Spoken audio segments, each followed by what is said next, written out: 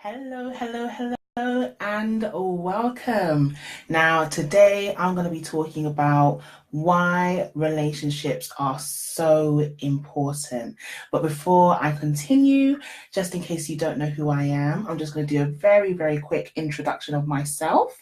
So, my name is Nina Dafe, and I'm the founder and the editor of the Far Above Rubies Collection.com, where I basically help amazing Christian women to know their worth, their power, and their purpose so that they may speak up, step out, and shine as the amazing women that God created them to be.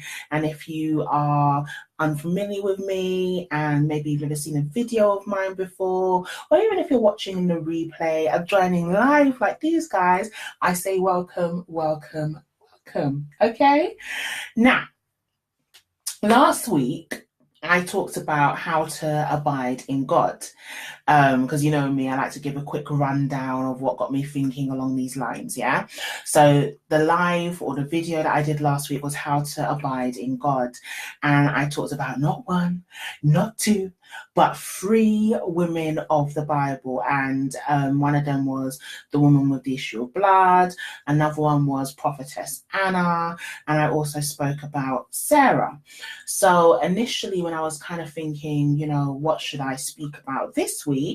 I went back to Genesis because I kind of had an idea that I wanted to kind of explore more about Sarah. But then I kind of felt this nudge to look before her and see whether there are any other women of the Bible, because obviously those of you who've been rocking with me for a while know that that's my jam. Like whenever I explore the Bible, it is the women of the Bible predominantly that I talk about for a number of reasons. And in doing that, I ended up stumbling into Genesis 6. And I'm going to read you the passage basically, and then jump into exactly, the title, basically, exactly why relationships are so important, and also kind of the three key relationships that you really need to be thinking about and investing into in your life. Okay, that sound good? Yeah, type yes, let me know. All right, so Genesis 6, beginning from verse 5.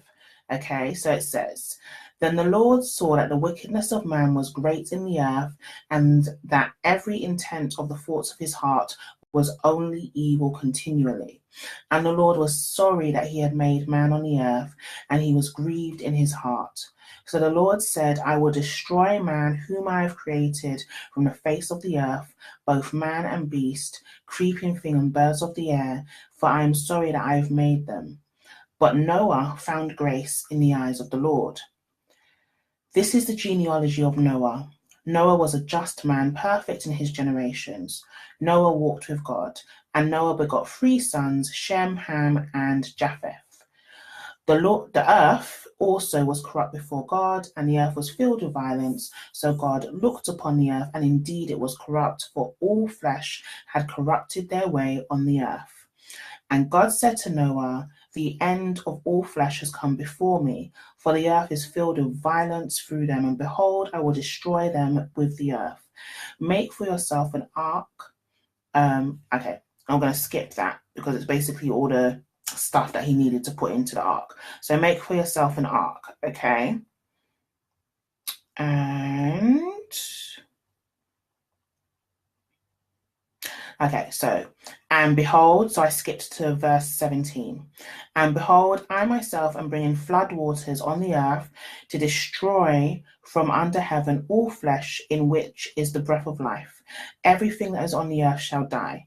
And I will establish my covenant with you, and you shall go into the ark, you, your sons, your wife, and your sons' wives with you. And every living thing of all flesh you shall bring, and of every living thing of all flesh you shall bring 2 of every sort into the ark to keep them alive with you, and they shall be male and female. Of the birds after their kind, of animals after their kind, and of every creeping thing of the face of the earth after its kind, And you shall take for yourself of all food that is eaten, and you shall gather it to yourself, and it shall be food for you and for them. And then verse 22 says, thus Noah did, according to all that God commanded him, so he did. So from there, you're getting and you're understanding that the big summary and the big lowdown is that God was very displeased about what was happening on the earth, because he felt that man was just evil, corrupt, violent, and it grieved his heart. And therefore, he was going to send a flood to wipe everybody off the face of the earth. Okay. But Noah happened to be a very righteous man. And as the Bible says, he found grace in the sight of God. But what really, really, really struck me is verse 18. But I will establish my covenant with you, and you shall go into the ark, you, your sons, your wife, and your sons' wives with you. And the reason why it struck me is because, well, first of all, as you know, I was looking for Sarah, and then I was kind of told to go and look for a woman before Sarah. My mind immediately went to Eve, and then only to realize, no, there were actually, women between Eve and Sarah. So even for me, that was kind of the first revelation. But then I think what really got me is that it was one thing that Noah found grace before God because he was actually a righteous man.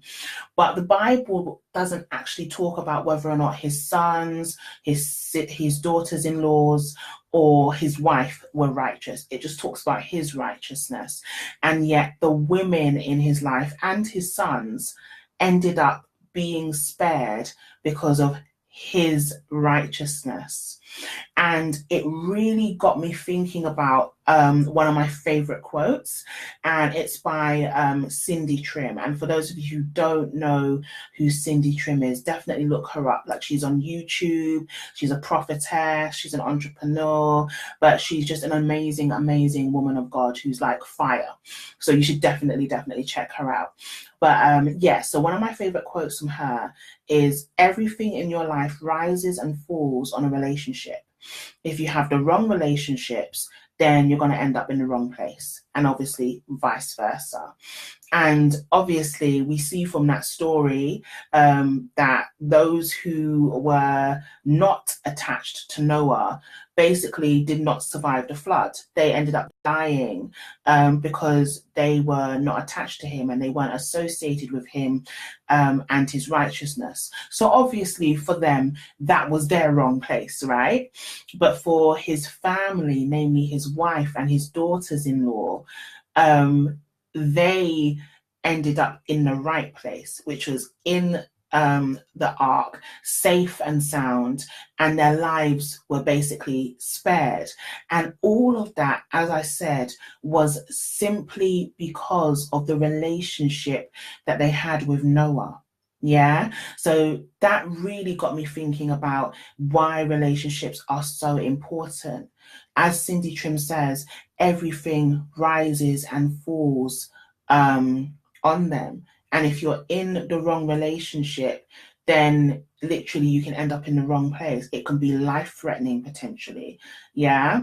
So the other thing as well that really struck me is when you kind of look at it, Noah was kind of like a type or a foreshadow of Christ. And you can really see it because like they were saved through grace. As I just read to you in the Bible, it says that Noah found grace in the sight of God. So literally, as I said, they weren't saved because of their own righteousness. They weren't saved because of any of their works. They were literally saved because of the grace that Noah had found in the sight of God. Yeah, and it's the same with us as it relates to Jesus. Like, the Bible makes it very clear that we are not saved by works, so none of us can boast. Like, it's all about our faith in what Jesus did for us. So that, you've got the parallels there.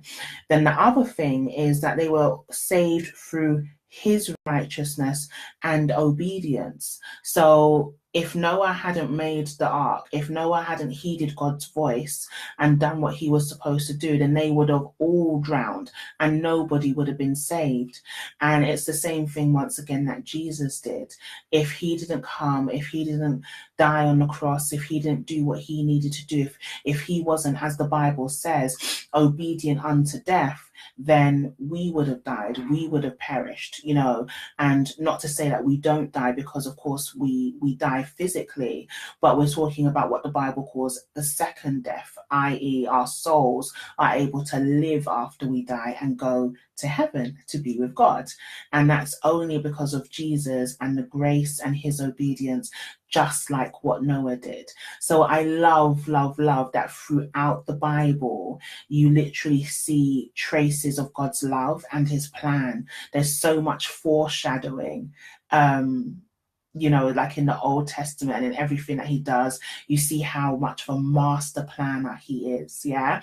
But I digress. Okay. So in talking about all of that and how, you know, Noah was basically like a type of Christ or a foreshadow of Christ, that these people, so his wife and his daughters-in-law, were literally saved because of him, it got me thinking about the fact that, just like with us, it shows, number one, you know, the importance of our relationship with God.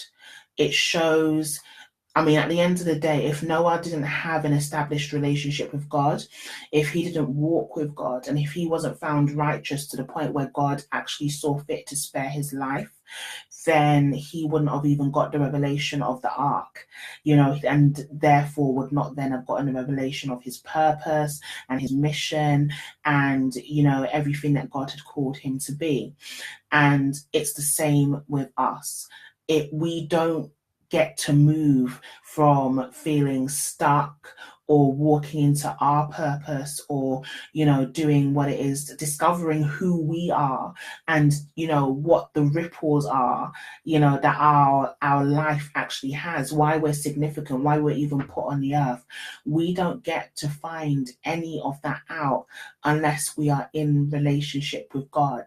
And as I said last week, you know, this is why it's so important to abide with God, you know, not just kind of be wishy-washy, you know, not just kind of, okay, I serve you today because I feel like it, but, you know, the next day I'm uninspired, so I'm just not going to do it. No, we must abide, you know. And if you have a look at that video, so how to abide in God, then you'll see that I give 3 steps about exactly how to do that. So you can see how to build your relationship with God in that video.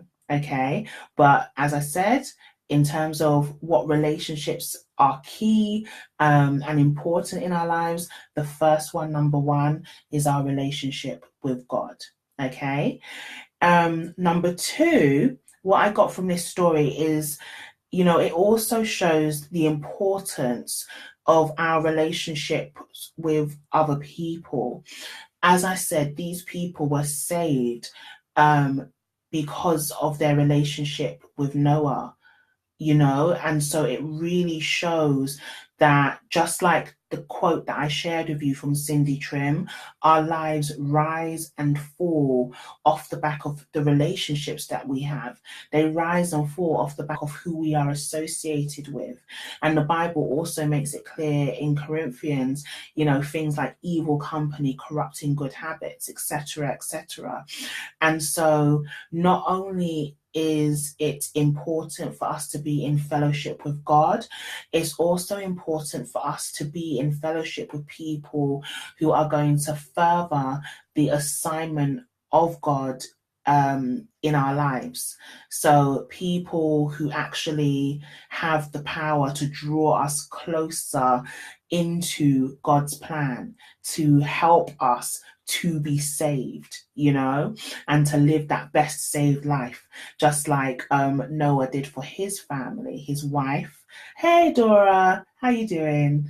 Yeah, so just like Noah did for, his wife, and also, hey, and also his daughters-in-law. Okay, so that's number one, and also number two.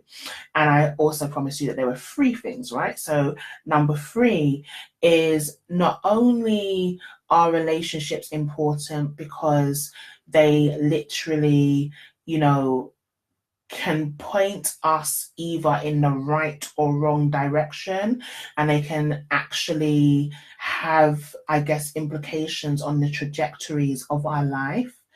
Um, and not only is obviously the most important relationship with God, and not only do we need to be careful of the people that we have in our lives in terms of whether they are taking us towards God or away from God. I think the third and final relationship that we really need to think about is the relationship that we have with ourselves. It is, the fact of the matter is, if we are not whole within ourselves, if we don't have the self-love needed to go towards kind of God's will and to pick positive relationships, then it all basically falls apart in the end. Because the fact of the matter is, I think that sometimes as Christians, we can find it easy, in quotation marks, to have faith and abide and believe in God, knowing that He's all powerful and omnipresent and omnipotent and all of these sorts of things. But then we can sometimes then find it difficult to believe that we are who He says that we are. I think the other thing as well is sometimes we can have a belief for the other people in our lives, and we can see their potential, we can see their talents, and we can see, how God has called them, but then we have trouble seeing it for ourselves. Can any of you identify? Let me know in the comments whether or not that kind of rings true sometimes. And so the reason why I say that is that the relationship with yourself is also very important, is because at the end of the day, look at Noah. If God had told him to build the ark and that he was basically going to end up saving, mankind and the animals, but he hadn't been able to grab hold of that vision for himself. He didn't have the self-esteem or the self-belief or whatever the case may have been. Then once again, not only would Noah have not made it, but then his wife and his daughters-in-laws would then also have not survived as well. And so what I really, really want you to take home as well from this is, not only is your relationship with God important, and not only is your relationship with other people important, and you don't just necessarily need to, as much as it's important to pay attention to those things, you should also pay attention to the relationship that you have with yourself. You need to pay attention to what it is you're telling yourself. You need to pay attention to how it is that you're speaking to yourself. Sometimes we speak to ourselves in ways that we would never speak to other people, because other people would probably cuss us out or, want to fight or something like that. There's no point being kind to outsiders and you can't do the same thing to yourself. Does that make sense? So it's not just about the vertical relationship with God, and it's not just about the horizontal relationship with other people. We really also need to concentrate on that inner relationship as well. And that inner relationship is also going to dictate then how we show up in the world and how we show up in the first two relationships, which, as we know, because of the quote that I have kept on saying, basically, relationships are important because our lives literally rise or fall off of the back of them, depending on what your relationship with God is like, depending on what your relationship with other people is like, depending on what your relationship is also with yourself, really depends then on the trajectory of your life, and whether or not you end up being stagnant, remaining stuck, walking to your purpose like Noah did. It's all very, very interconnected. Okay. So in the next few weeks, what I'm going to be doing is basically expanding on those 3 points, because I've really, really been feeling God speaking to me on this subject. And it's really funny as well, because I actually got an email from somebody who's in on my email list, the Far Above Rubies Collective, and she was talking about how she's going through a transition of purpose. And I really feel, just like I was saying last week, that God is calling us into deeper relationship. But I don't actually think that that deeper relationship is just a matter of with Him. I think that any kind of successful transition, moving from being stuck to His will and His purpose, is going to rely very, very heavily also on us getting to a place where we can identify who else is supposed to come into the ark with us, who else we're supposed to bring on this journey, and also who we need to be in all of this as well. So I'm really looking forward to, I guess, the revelation and what God is going to share with me, and therefore what I can kind of go on and share with you guys as well. But just to recap, and just so you know, everything in your life rises and falls on relationships. That's why they're so important. If you're in the wrong relationships, you can end up in the wrong place. And the 3 key relationships that you really need to be sowing into, especially in this time of transition, is your relationship with God, your relationship with other people, but also your inner relationship, your relationship with yourself as well. And if you feel like it's going to be too long, maybe to wait until next week or the upcoming weeks, what I've also done is basically put a caption, put a link in the caption to my 3-day challenge. And it's called Stuck to Savvy. And what it does is it helps you to go from stuck, stagnant and frustrated, to savvy, satisfied, and clear about your life path. So that's something that you can have instant access to, and that's for you guys who are watching in the live, and also if you're watching in the replay right now. And if this has blessed you, if you've had some key takeaways or some real aha moments, then I would love for you to share that in the comments. Let me know. If there's someone that you can think of who is feeling stuck, who's going through transition, who kind of needs this word, then feel free to like, but feel free also to share. As I say every week, freely you received, so freely you should give. Okay. And if you're watching on YouTube, then definitely feel free to subscribe to my channel and press the bell so you can be notified every single time that I upload a video, which is pretty much every week, twice a week. All right. And until next time, guys.